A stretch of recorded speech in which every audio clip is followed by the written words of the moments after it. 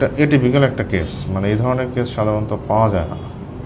কারণ হচ্ছে ওর মা যে সমস্যা নিয়ে আসছে তার স্পিচ প্রবলেম, তাই না, কথা বলতে অসুবিধা, মানে ঠিক মতো কথা বলে না। 2 নাম্বার হচ্ছে একটু রেস্টলেসনেস, মানে ছোটাছুটি বা দৌড়াদৌড়ি, একটু জিদ বেশি করে, ঘুম কম এবং জিদ করে বেশি।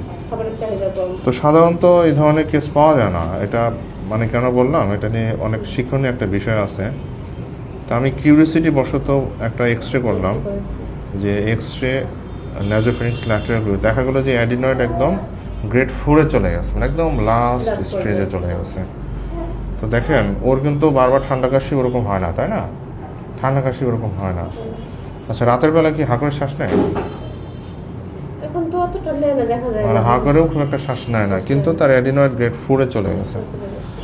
তো গ্রেড 4-এ চলে গেছে, বাচ্চাদের অ্যাডিনয়েড বড় হয়ে গেলেও কিন্তু স্পিচ প্রবলেম হয়, ঠিক মতো কথা বলতে অসুবিধা হয়, যেহেতু ব্রেনে অক্সিজেন সাপ্লাই কমে যায়। ব্রেনে যেহেতু অক্সিজেন সাপ্লাই কমে যায়, ওই জন্য বাচ্চারা অস্থির হয়ে পড়ে। সে ধরনের কেস সাধারণত পাওয়া যায় না, যে বাচ্চার ঠান্ডা নাই, কাশি নাই, কোনো সমস্যা নাই, কিন্তু অ্যাডিনয়েড গ্রেড 4-এ চলে গেছে।